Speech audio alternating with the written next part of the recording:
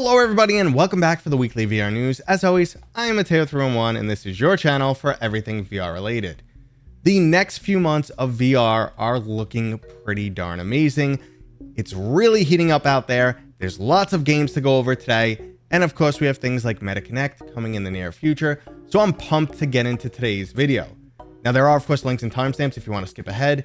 But before we jump in, this video is brought to you by my sponsor, Kiwi Design. Have you added about 15 accessories to your Quest 2 and it no longer fits in the official case? Well, don't worry because Kiwi has you covered. Kiwi's brand new carrying case guarantees to fit 9 accessories. There's pockets for extra cables, an ample amount of padding, and a hard exterior to help protect your device, plus a nice sleek black water resistant design. There's a link in the description to their website, and don't forget to use discount code Mateo311 for 5% off and to help support my channel. Okay, so let's start things off like normal with the check-in, and that's what exactly have I been up to.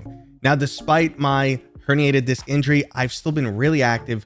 Did a lot of secret traveling this week, one story I can tell you about, but I did get to try a lot of new experiences that in the future I will be telling you guys about. I'm very excited. Now, the one trip I can mention was to go meet Vertigo Games, the makers of such titles like After the Fall, Arizona Sunshine, and I got a demo of Arizona Sunshine 2. So in about a week or so, I'm going to be telling you guys my impressions. Really excited about that. And that second trip, guys, well, that will remain a secret for now. But again, in about another week or so, I'll have a video covering that. And it's some really good stuff. That's all I can say right now. And besides that, I've been attempting to play more, but I am still injured. So I do have to sit down a lot. But I'm getting into Hellsweeper right now, and one or two more titles that I can't mention. So as you can see, guys, I'm really excited about what's going on with VR over the next few months. But let's move on to this week and the games coming out. First up is Hellsweeper. Now, I've already mentioned this action-filled roguelite in many of my other videos, so I'm going to try not to repeat myself and give a bit of a different take this time. Imagine you took a title like Blade and Sorcery, but then gave it a dark demonic theme, added in the option of co-op, plus lots of fast-paced vertical movement, and you'd have Hellsweeper VR. So now it's easy to see why I'm excited for this title. There's mature-themed violence, a brutal setting, the ability to bring your friend along, and those controls that are made specifically for VR feel really good. So if you're looking for some brutal combat, you should obviously be excited for this title. But if that's too violent for you and you want a quirky new platformer, we have Outta Hand. As one of the hand people, you're a wide-eyed, hop-happy lab experiment with the power to jump great heights, leap impossible lengths, and shake hands from really far away. This arm-swinging platformer features mechanics like Gorilla Tag, paired with some humorous light narration. There's 4 chapters featuring 36 levels, plus a series of epic bosses that require some serious punching. I have to say I'm definitely intrigued by this title and at least need to give it a try. But let's move on into some game update news where things are truly starting to get exciting. We've learned some more about the upcoming release of Asgard's Wrath 2, and they've added a new roguelike gameplay mode called the Uncharted Rifts. This allows you to take your campaign characters through an endless procedurally generated dungeon crawl. Now, making this feature even better is the fact that you carry resources back from the Uncharted Rifts into your single player campaign. So it's like getting a new gameplay mode that's similar to something like Until You Fall, but it's not just a time sink, as it will benefit your single player campaign. Now, the more I hear about this game, the more I get excited, and I'm also sitting on a bit of juicy information regarding this game that I'm not allowed to share just yet. Hopefully this game will not only live up to the legacy of the original title, but also surpass it in terms of quality and content. Now, if RPGs aren't your style, how does the mix of prop hunt and horror games sound to you? Fast Travel Games just gave us a cinematic trailer for their upcoming title, Mannequin. This 5-player asymmetrical multiplayer title places 4 agents up against a unique alien threat. Now, I know this sounds a lot like Dead by Daylight or the recently released Inverse VR, but there's definitely a cool little twist here. The aliens have frozen most of humanity and now hide amongst them just like mannequins, waiting to ambush any remaining players. So the genre almost gets a full 180, as this time the agents are the one on the hunt. But that doesn't mean you're not deadly when you play as the alien. I love the overall style and suspense of this trailer, so I can't wait to experience the game itself. Unfortunately though, we have to wait until 2024. Luckily though, we won't have to wait as long for our next title, as we just found out the 4-person co-op shooter Ghostbusters Rise of the Ghost Lord is coming out next month in October.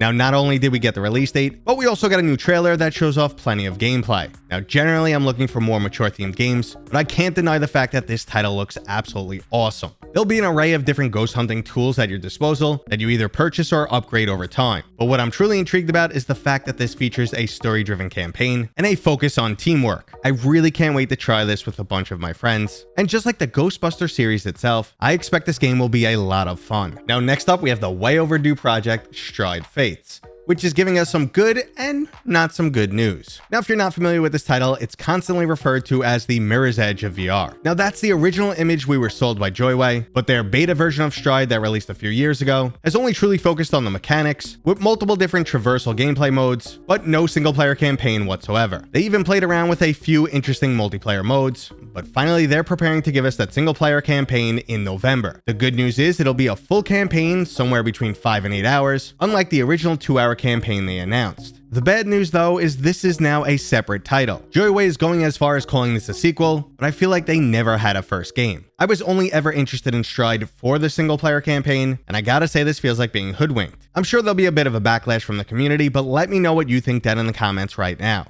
Regardless though, this new title will now feature, in their words, a blockbuster level narrative, an open world to explore, close quarters combat and tactical shooter mechanics, an array of different gadgets to outwit your opponents, plus a series of puzzles and collectible items. Overall, I don't know how to feel about this, and I've previously mentioned how Joyway always plays fast and loose with beta games. First there was Outlier that just outright got cancelled, there's been a few other titles that were never completed, and now there's this move. Well, let's just hope it's really good at least. And speaking of good, the Resident Evil 4 Remake VR mode is coming this winter. I know PlayStation VR 2 owners haven't had much to be excited about recently, but finally someone's throwing you a bone. Easily one of the most remade and fan favorite titles in the Resident Evil series is back yet again. The new flat version was extremely well received, and the footage for the VR version looks absolutely amazing. It's not just a perspective change, as there's one scene here with a straight up knife fight and you're actively blocking incoming attacks. This title also looks creepier than ever, and I can't believe I'm actually excited to replay Resident Evil 4 yet again. In other great news, you can now play Portal 2 in VR thanks to another amazing flat to VR mod. It's fairly simple to install and gives you a full 6 degrees of freedom and motion controls. For the longest time, people have been requesting this game in VR, and while it will most likely be overwhelming for some with all of that movement, those with some sturdy VR legs are in for an exciting ride and a great storyline. So I'm extremely excited that we can now go ahead and jump into one of the best puzzle platformers ever made. I'll include a link to the mod down in the description if you want to go and check it out.